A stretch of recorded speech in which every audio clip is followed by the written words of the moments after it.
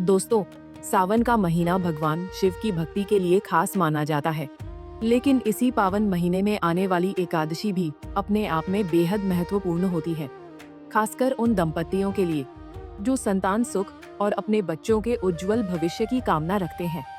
जी हाँ, हम बात कर रहे हैं सावन पुत्रदा एकादशी की, जिसे पवित्रा एकादशी के नाम से भी जाना जाता है।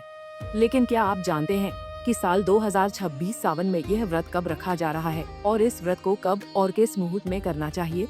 इस दिन का महत्व और पूजा की सही विधि क्या है? तो दोस्तों, आज की इसी वीडियो में हम आपको सावन पुत्रदा एकादशी की सही डेट, शुभ मुहूर्त और पूजा विधि आदि से जुड़ी सारी जानकारी के बारे में बताने वाले हैं। तो चलिए बिना किसी देरी के शुरू करते हैं आज की यह खास वीडियो। हिंदू पंचांग के अनुसार श्रावण मास के शुक्ल पक्ष की एकादशी का आरंभ 23 अगस्त दिन रविवार को देर रात 2 बजे होगा और इसका समापन 24 अगस्त दिन सोमवार को सुबह 4:18 पर होगा। ऐसे में उदया तिथि के अनुसार देखा जाए तो श्रावण पुत्रदा एकादशी का व्रत 23 अगस्त दिन रविवार को ही रखा जाएगा और इसका पारण 24 अगस्त दिन सोमवार को किया जाएगा, जिसका समय दोपहर 1:45 से शाम 4:19 तक रहेगा। वहीं जो लोग वैष्णव परंपरा के अनुसार व्रत रखते हैं, वह सावन पुत्रदा एकादशी का व्रत 24 अगस्त दिन सोमवार को रख सकते हैं और इसका पारण 25 अगस्त दिन मंगलवार को कर सकते हैं, जिसका समय सुबह 5:55 से सुबह 6:20 तक रहेगा। आगे बता दें कि धार्मिक मान्यताओं में श्रावण पुत्रदा एकादशी को संतान संबंधी मनोकामनाओं की पूर्ति के लिए विशेष फलदायी माना गया है। कहा जाता है कि अगर कोई जातक श्रद्धा पूर्वक इस व्रत का पालन करता है, उसे संतान प्राप्ति में आ रही बाधाओं से राहत मिलती है और संतान के सुख, स्वास्थ्य एवं उज्जवल भविष्य के लिए भगवान विष्णु का आशीर्वाद प्राप्त होता है।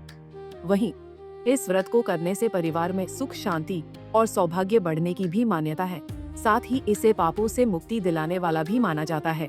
चलिए आगे बात करते हैं इस दिन की पूजा विधि के बारे में। मान्यताओं के अनुसार इस व्रत की तैयारी एक दिन पहले से शुरू कर देनी चाहिए। एकादशी से पहले की रात भोजन में सात्विकता का विशेष ध्यान रखें और मांसाहार, लहसुन, प्याज जैसी तामसिक चीजों से परहेज करें। अगले दिन सुबह जल्दी उठकर स्नान करें और स्वच्छ वस्त्र धारण करें। इसके बाद घर के साथ साथ पूजा स्थल की भी अच्छी तरह सफाई करें और गंगाजल का छिड़काव करके स्थान को पवित्र करें। पूजा के लिए एक साफ चौकी पर पीला वस्त्र बिछाएं और उस पर भगवान विष्णु के साथ माता लक्ष्मी की प्रतिमा या तस्वीर स्थापित करें।